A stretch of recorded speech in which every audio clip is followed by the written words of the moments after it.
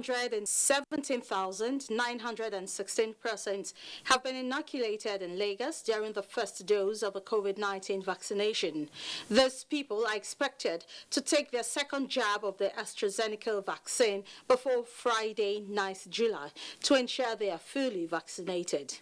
So far, data from the Lagos State Ministry of Health shows the turnout for the second dose is encouraging. Meanwhile, the first dose for another set has begun with the hope that many people will present themselves. What are the issues still surrounding COVID-19 vaccination in Lagos? This is Panorama, coming to you live from the Lagos Network Center of the NTA. I am Adeola Komiakiri.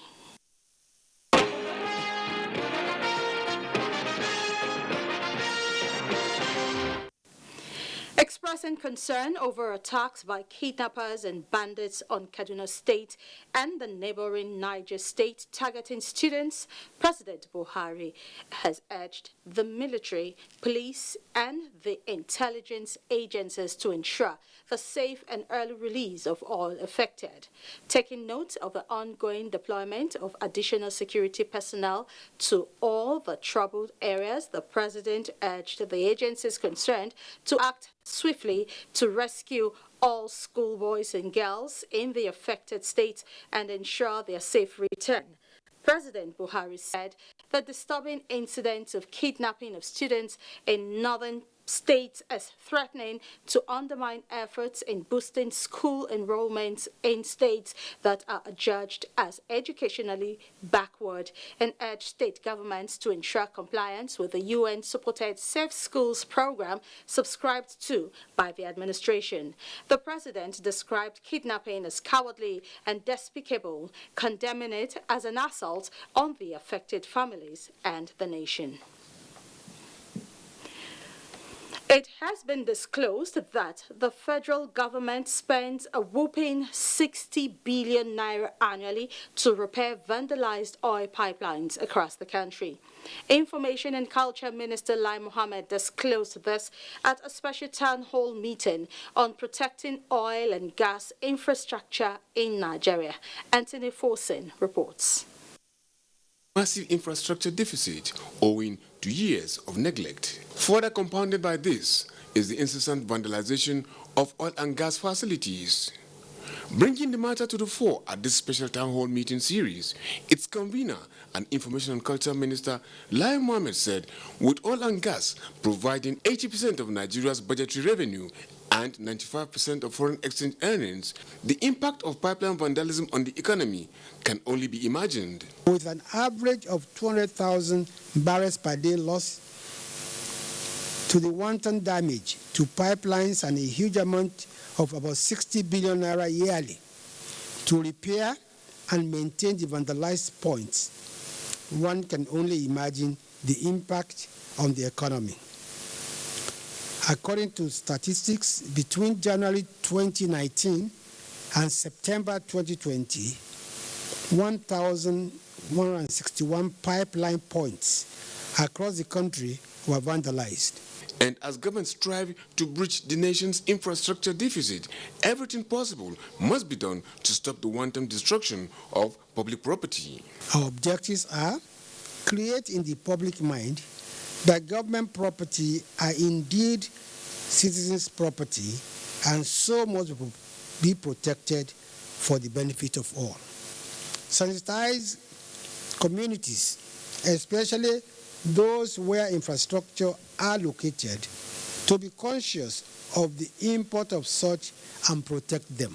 Taking the issue from an industry player's perspective, the Minister of State for Petroleum Resources, Timipre Silva, represented by the Group Managing Director of the NNPC, said since 2014, an average of about 38 million barrels of crude oil is deferred due to incessant pipeline vandalism. That you have two sets of vandals. There are people who are genuinely aggrieved, and there seem to be activism.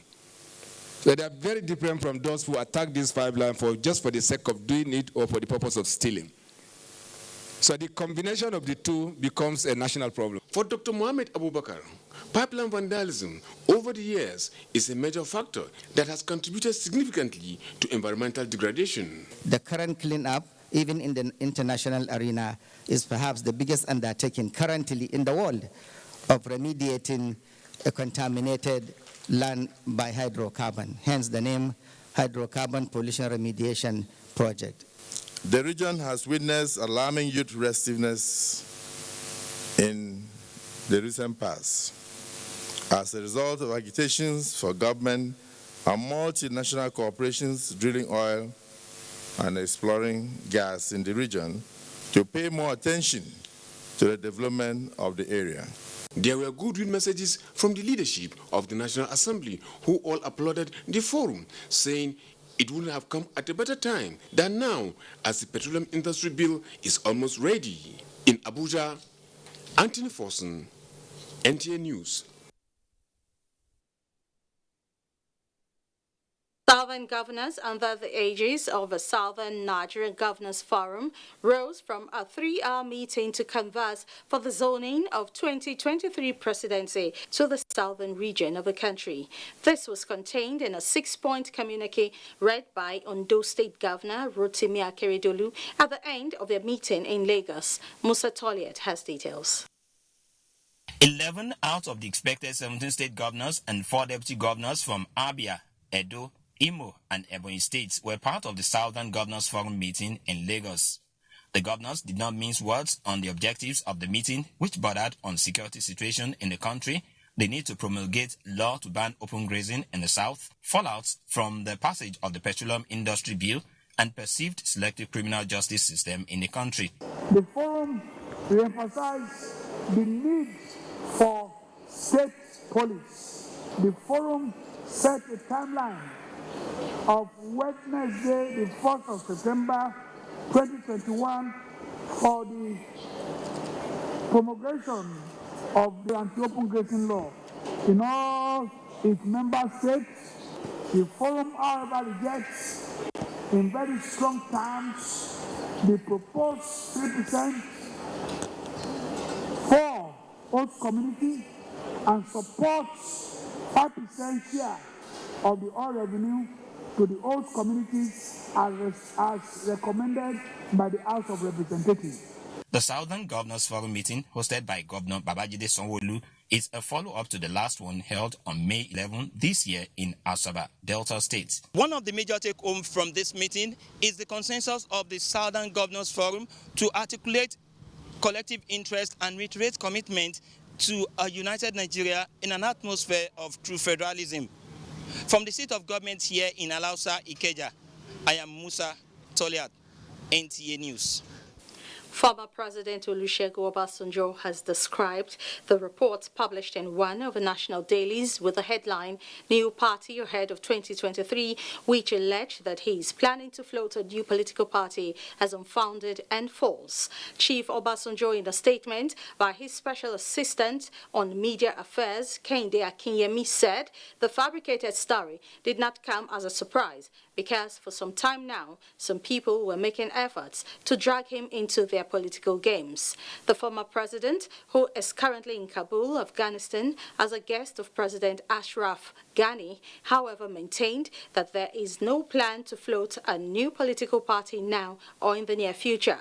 Chief Obasanjo, who said he remained a non-partisan statesman, assured Nigerians that he would continue to give counsel, support or solution wherever possible in Nigeria, Africa, and indeed the world.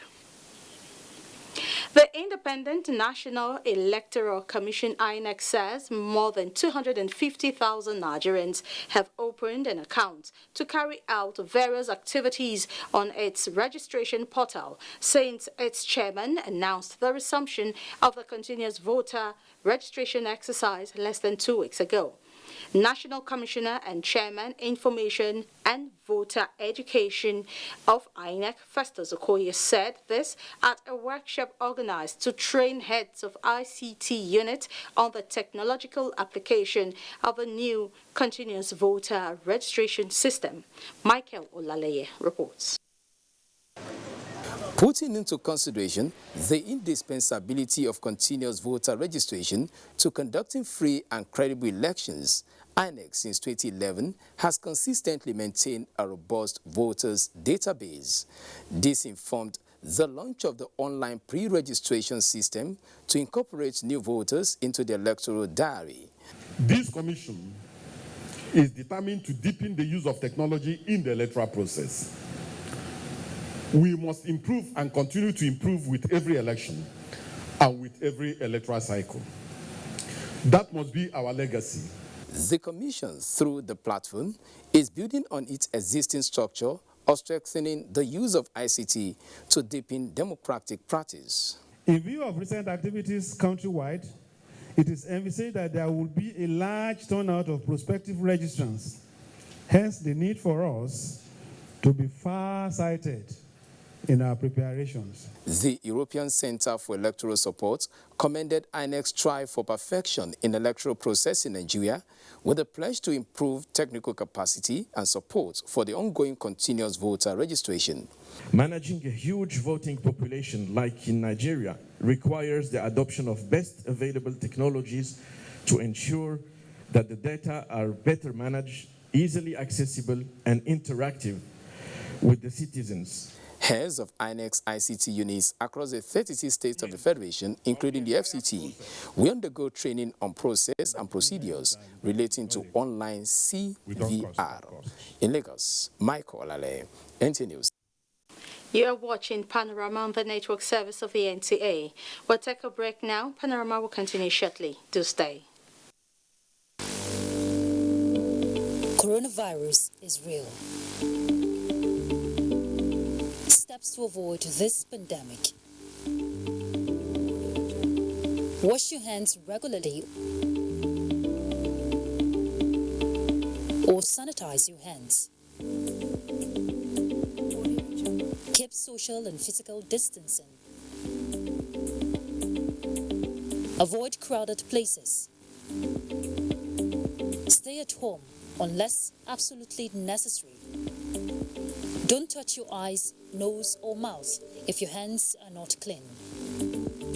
Avoid the spread of coronavirus.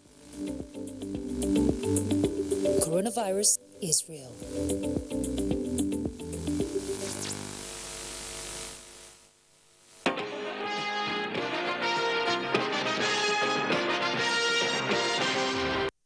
Thank you for staying with us. Northern traditional leaders have resolved to collectively support the federal government in ensuring that Nigeria remains a certified polio-free country.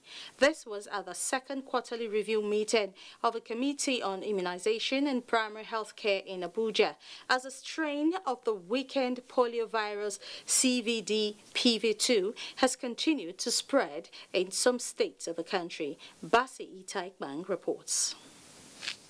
It is a fact that brings joy to the faces of the people that Nigeria has been certified polio-free. But the reality, experts say, is that every Nigerian, including government, has the responsibility of ensuring that the country maintains their status. That is a unique opportunity to show off what Nigeria can do and how the Northern Traditional Leaders Conference can spearhead the health of its nation. I have seminars that we will continue to do our utmost best to support all health and related programs of the federal government.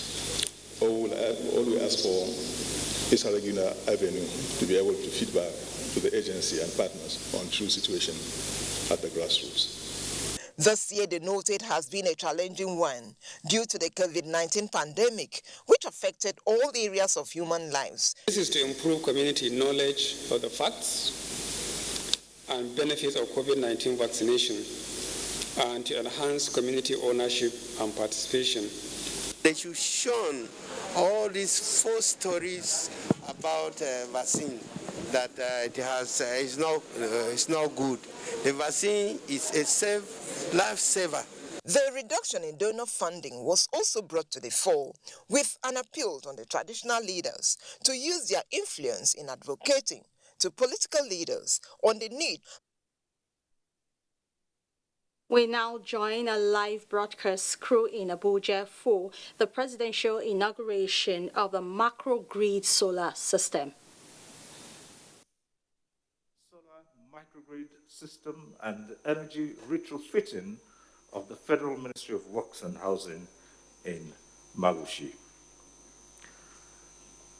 What I've said to you is just a